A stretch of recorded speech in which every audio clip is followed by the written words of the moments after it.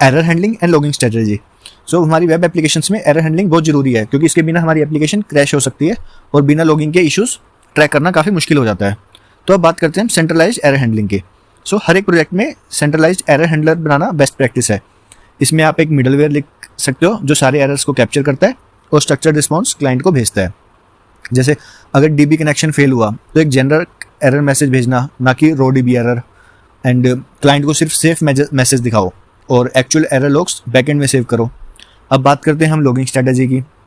सो logging का main मकसद है कि आपको हर रिक्वेस्ट रिस्पॉन्स साइकिल और एरर्स की डिटेल्स ट्रैक हो। इसके लिए हम लाइब्रेरी यूज़ करते हैं मॉर्गन, विंस्टन, और हम यूज़ करते हैं इलास्टिक स्टैक ELK। ठीक है, अब मॉर्गन क्या है, ये रिक्वेस्ट लॉगिंग के लिए है कि क्या API कॉल हुआ, क्या रिस्पॉन्स स्टेटस आया, कितना टाइम टेकन हुआ। ठीक है, बात करते हैं विंस्टन की, तो ये यूज़फुल है स्ट्रक्चर्ड एरर लॉग्स स्टोर करने के लिए, जैसे फाइल, कंसोल या रिमोट लॉग सर्वर। अब बात करते हैं हम ELK की, इलास्टिक स्टैक, तो ये भी एक लॉगिंग स्ट्रेटजी है। तो ये basically advance logging and monitoring के लिए हम यूज़ करते हैं।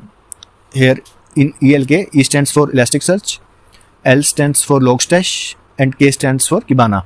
तो इससे आप लॉग्स विजुअलाइज कर सकते हो एंड स्लो APIs को मॉनिटर कर सकते हो।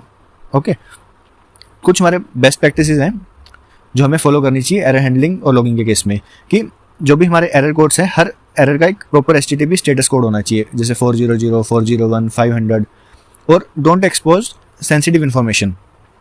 सो प्रोडक्शन एनवायरनमेंट में कभी भी सेंसिटिव इन्फॉर्मेशन जैसे पासवर्ड, इनको एक्सपोज नहीं करना चाहिए।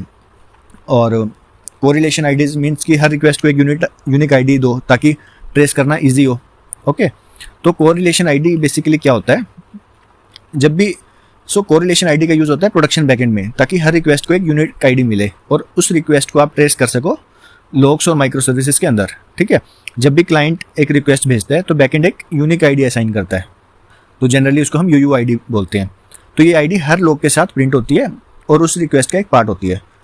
और अगर मल्टीपल माइक्रो सर्विसेज इन्वॉल्व हैं तो ये आईडी उनमें फॉरवर्ड भी हो जाती है। ठीक है, ताकि हमारी डिबगिंग ईजी हो जाए एंड हम आइडेंटिफाई कर सकें कि एरर कौन सी रिक्वेस्ट में है। ठीक है, तो बेसिकली हमने क्या समझा है कि अगर हम प्रोडक्शन रेडी एप्लीकेशन बना रहे हैं जिसमें हमने एरर हैंडलिंग मेंटेन करनी हो, तो हम क्या करेंगे, centralised error handler plus logging tools plus monitoring system.